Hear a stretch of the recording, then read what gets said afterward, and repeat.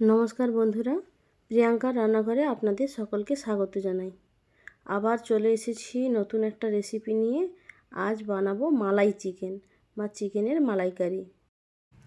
আমি নিয়েছি এখানে পেঁয়াজ বাটা, আদা বাটা, রসুন বাটা, টমেটো বাটা, সামান্য কাজু বাটা ও ফেটিয়ে রাখা ফ্রেশ ক্রিম। এবার কড়াইতে তেল গরম করে তাতে দেব 1 চামচ বাটার। তারপর তাতে দেব গোটা গরম মশলা, কিছুটা এলাচ, লবঙ্গ ও দারচিনি। এবার দেব কিছুটা লবণ। এবার মাংসগুলো ওই তেলে ঢেলে দেব।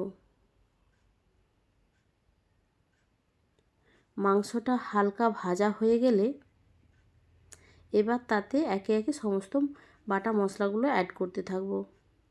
প্রথমে দেব পেঁয়াজ বাটা। একটুখানি নেড়ে ছেড়ে পেঁয়াজটা ভাজা হয়ে গেলে দেব রসুন বাটা। আবারও নেড়ে ছেড়ে রসুনটা ভাজা হয়ে গেলে দেব আদা বাটা। এরপর দেব একে একে শুকনো মশলাগুলো। দেব লাল লঙ্কার গুঁড়ো, হলুদ গুঁড়ো। আচ্ছা, মাংসটা ভাজার সময় আমি প্রথমে লবণ দিয়ে রেখেছি। এরপর দেব টমেটো বাটা। সব কিছু দিয়ে ভালো করে মাংসটাকে কষাতে থাকবো। এবার হালকা ঢাকা দিয়ে আরও ভালো করে 5 মিনিট কষিয়ে নেব।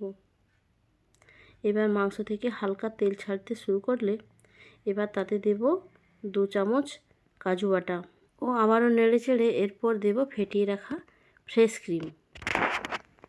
আচ্ছা, মালাই চিকেন বানানোর জন্য সবথেকে প্রয়োজনীয় উপকরণ হলো মালাই। কেউ কেউ এতে ফ্রেশ ক্রিম অথবা কেউ কেউ জমিয়ে রাখা দুধের সর ব্যবহার করে থাকেন। আবার অনেকে এতে নারকেলের দুধও ব্যবহার করে থাকেন।